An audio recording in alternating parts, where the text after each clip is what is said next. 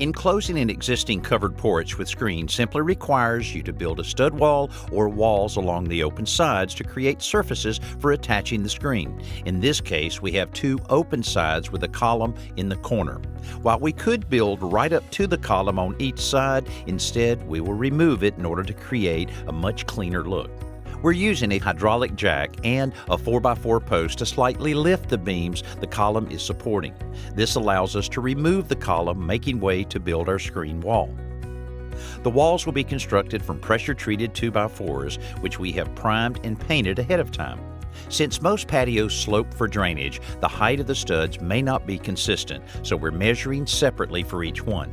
By stacking the two horizontal 2x4s that will form the top and bottom plates of the wall on the patio, we can measure from the top of them to the beam and determine the height of each stud at each location. Because of its length, we're building the long wall in two pieces with the seam in the top and bottom plates offset from each other.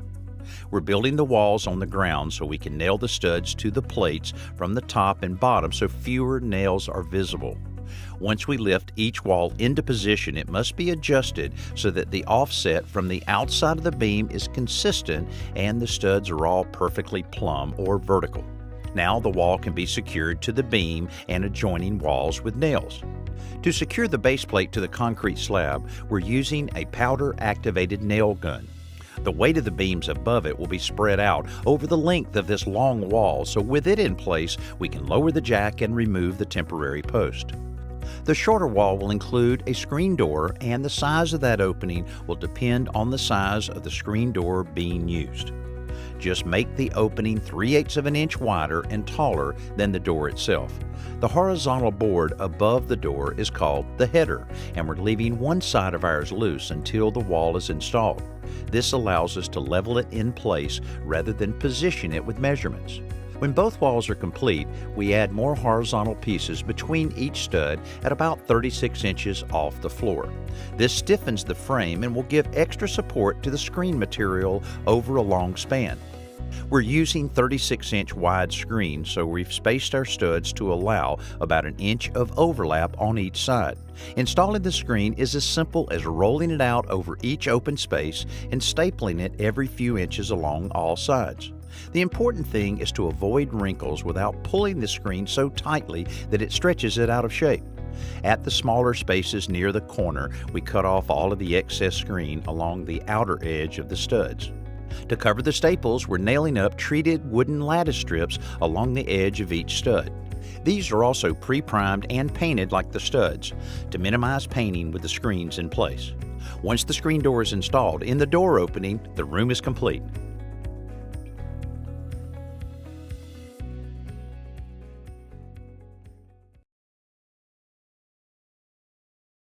Often people want to cover a concrete patio or porch with tile and need to know how that differs from indoor tile installation. For starters, moisture and cracking are bigger concerns outside, so you need to apply a waterproofing and crack isolating membrane to the slab before you begin. This red guard goes on pink and turns red when it's dry. To secure the tiles, use a polymer-modified dry-set mortar that is rated for outdoor use and wet conditions. Full coverage of the mortar is very important, so it's a good idea to back butter the tiles in addition to applying mortar on the slab. The tile itself should also be rated for outdoor use, and as a general rule, porcelain tends to be more durable than ceramic. Of course, it should also have a slip-resistant surface. Finally, choose a grout that will resist stains and fading so your project will still look good for years to come. Whether it's on my national television show, Today's Homeowner, or my syndicated radio program, Homefront, one of the most common questions I get deals with cracks in concrete. This house is owned by a friend of mine, Brad, who bought it recently. It's a 75-year-old house, plenty of little projects around here to do, but he's well underway with a project to make his stairs look a heck of a lot better and be a lot safer. Before he started, the concrete caps on these brick stairs were cracked and chipped around the edges. Even the landing at the top was missing large chunks of concrete. Brad's the director of photography for our show, so he grabbed a copy of the Quikrete Guide to Concrete from our library and did some homework on this kind of repair. The first step was roughing up all of the surfaces with a chisel and a wire brush to give the repair materials a good surface to grab onto. For some of the larger voids, he even had to create forms to support the repair material, which in this case is a quick setting cement mixed with an acrylic fortifier. Then everything was cleaned to remove the dirt, debris, and dust. This mix is stiff so it can be sculpted as it goes in. The acrylic fortifier improves bonding to existing surfaces so this repair will last. As it hardens, he's able to work it more and more to get exactly the shape he needs so that when the forms come off, the color is the only indication that there was ever a repair, and we're about to correct that. Pretty good job on all of these corners, and you were able to kind of support all of these, because that always someone comes down and grabs that and breaks it out like that. It seems like right. Most of these posts were sort of had been dug out, you know, erosion over the years, and that helped a lot just to sturdy it up some. All right. It looks a lot better, but you can still see that it's very discolored. So that's going to be resurfacing. It's going to sort of blend it all together. So I'm excited to see how that looks. Okay, so what you want to mix? You got the mixer here? Yeah. Got a paddle bit already on it. All right. You pour. I'll do this hard part. Okay. This thing's enough to do a 55-gallon drum with this one. Jeez. I didn't get that. We're mixing the resurfacer a bit thicker than normal because we have some vertical surfaces to cover, and in this small space, we're using a wooden float to spread it instead of a squeegee. I've never done this before, so don't be too critical. No, just go thin.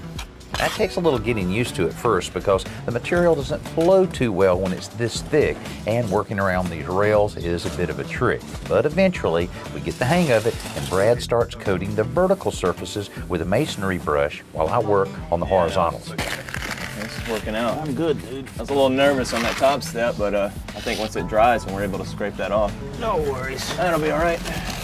All of the masking Brad did in advance really pays off because it's difficult to be very precise about where this stuff goes. As we get each step coated, we're also using the brush to add a textured finish to the surface so they'll be safer to walk on than the old slick surface.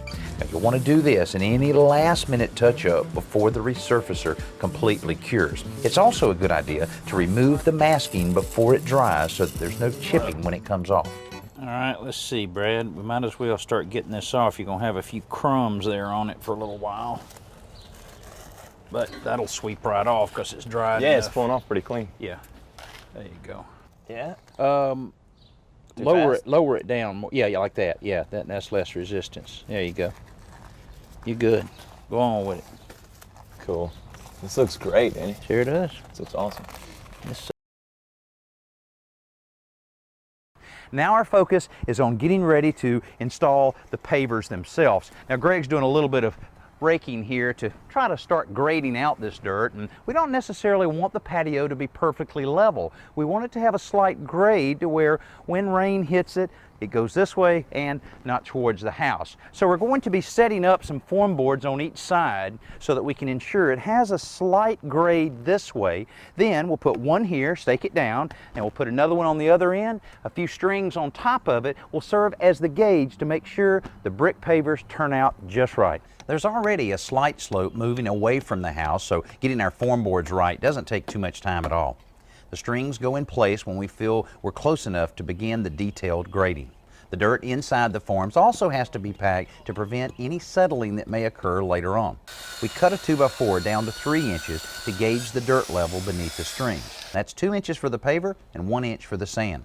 When the soil is right, we pour the sand out over the whole space and use another gauge block cut down to 2 inches to get the sand where we want it so that we can begin laying the pavers. The pavers we're using are 12 inches by 12 inches and approximately 2 inches thick. Now there's so many different kinds of pavers out there. You know, a lot of your personality may play into that, and the size and shape of the different pavers also will reflect the style of the patio that you end up with. Here we're going with 2 different colors, using the gray for a perimeter around the patio, then we're placing the red ones on the inside. Now, it's very important to start off nice and straight when you're starting to put the pavers down. We have the brick wall to use on this side, and the wood forms also help us out on either end. And basically you just keep putting them down and use the rubber mallet like this is perfect to bump them both tight and keep them nice and flush. After that, it's just one paver after the next. Because our pattern is pretty simple, it doesn't take too much attention to keep it going right. However, it is important to pay attention to the level of each paver as it goes in, because adjustments are more easily made now than after all of the blocks are in place.